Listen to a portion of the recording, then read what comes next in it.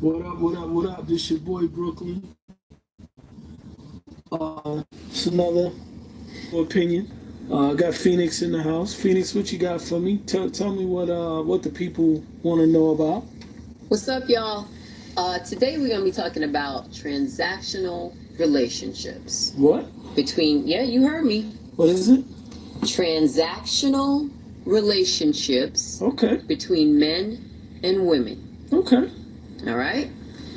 So, to get started, I'm going to ask you a few questions. I know you're going to bring the truth, the uncomfortable truth. Mm-hmm. So, let's just jump into it. First of all, why are there transactional relationships? Wow. So, my opinion is this. Ever since we were young, I believe that our parents and grandparents have groomed us to interact with each other on a transactional basis. For example, when let's just say a young boy, for instance, everybody remembers the ice cream truck. When the ice cream truck come around and you got ice cream from the ice cream truck, your mother or father or grandparents say, hey, if you get ice cream, you make sure you share it with her. And that's where it started. The transactional relationship started from when we were kids. So you're saying that our parents and grandparents set us up to have money relationships. Yeah, and with each other. And it's, or what can I get out of this? Absolutely. And we grow up as young, as teenagers, young adults, and on to adulthood, Mm-hmm. and we continue what we learn as children, which is that transactional relationship.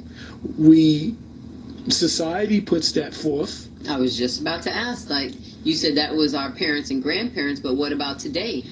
Today, it's society, Mm-hmm. social media, in the form of, hey, if I expose myself or my life to you, the transaction is you hit a like button or you make a comment on my picture or my profile or what it is that I'm showing you. That's transactional. Okay, I see where you're going with this. Now let me ask you something. Do you think, or why can't we like each other for who we are, just as individuals? Wow. Well, simply, the reason why we can't like each other for who we are is because we always meet each other with expectations up front. Meaning, instead of, getting to know the person, man or woman, men and women, we have these expectations in our mind about what we want. A lot of women, as you know, have a list. Yeah. That's why we can't like each other for who we are, because we meet each other up front with expectations of what we think a person should be. Okay. So like let me see. So we like each other. Why can't we like each other for what we are? So one of the reasons why we struggle with in relationships with each other, because a person, man or woman, they don't fit our ideology. Our ideology. Just In break other that words, down. when we meet the person you meet, you don't want to deal with what they are as a human, as As an individual. as an individual. The reason why you can't accept people as individuals because of your ideology, because of your indoctrination of what you believe you deserve or you're looking for or what you want in your life. You come up, we come up with all these rules and lists and all this stuff. She has to be this, that, and the other, or he has to have this, that, and the other, instead of understanding what we are in spite of who we are, which means understand what a man is, and a man should also understand what a woman is, just as a biological being on the smallest scale. Your DNA, how we're wired, how we're built, how we're made. We don't deal with each other at that point because of all the ideologies and expectations and all these other things that we believe, which is just a form of indoctrination, that we don't even spend time on self-evaluation of why we feel that we should have a woman who represents this or has these qualities, or vice versa for a woman who says, I gotta have a man that has these qualities, because those are all superficial things. Wow, that's heavy. Because I'm thinking people are so vulnerable, you know, nobody wants to show their true side because of their flaws. Oh, that is absolutely true. Absolutely true. You know, we spend so much time as men and women hiding our flaws because we don't want to, quote unquote, disappoint our mate, or we think that it will run a person off, a woman, a man. This goes both ways. This is a two-way street. Oh, definitely. And for women, I can't speak for myself, but I think that's why women tend to spend so much on, you know, their appearance. For those who feel that their hair is not long enough, so they need to wear weaves, or now the new thing is the eyelashes. You know, women are not even satisfied with the simple things of themselves to please a man. Like, they have to have these extended eyelashes and extended nails, and it's just, I think it's too far. It's like you don't know if you're sleeping with a woman, or what do you call those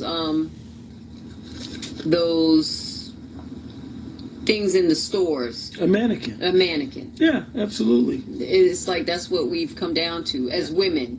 That's 100% correct. And but what I notice, if I may say, is you men in general, you don't, I don't want to say put a stop to it, but you don't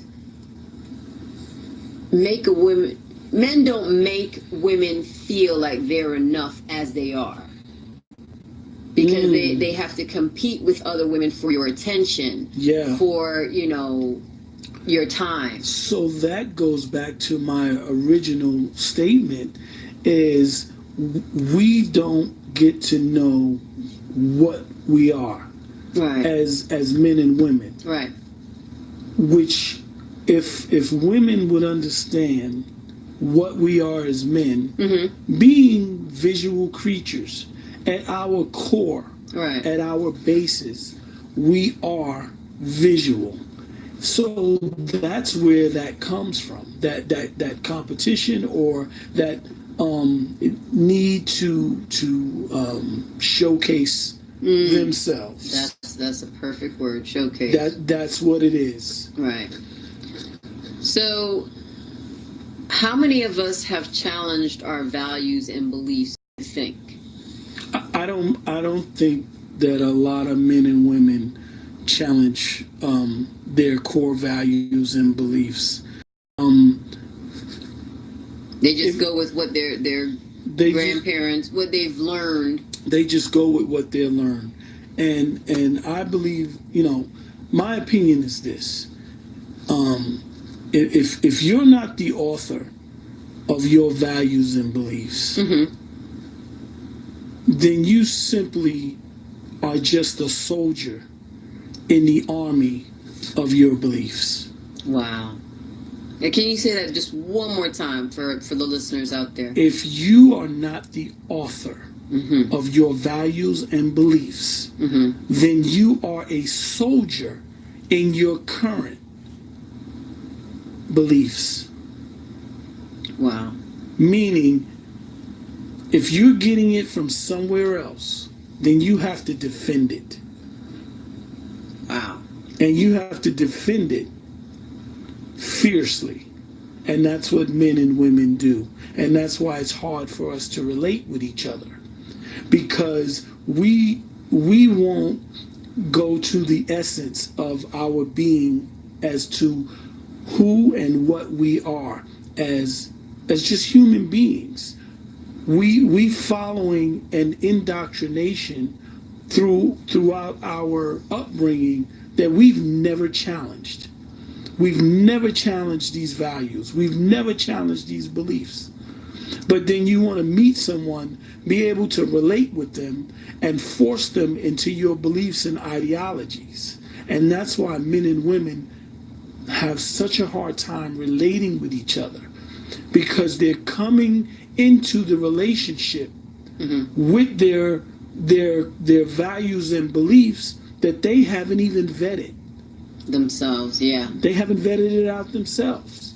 So how can you build a foundation based on someone else's, based on your granddad or your grandma or your mother or father? How can you build off of there?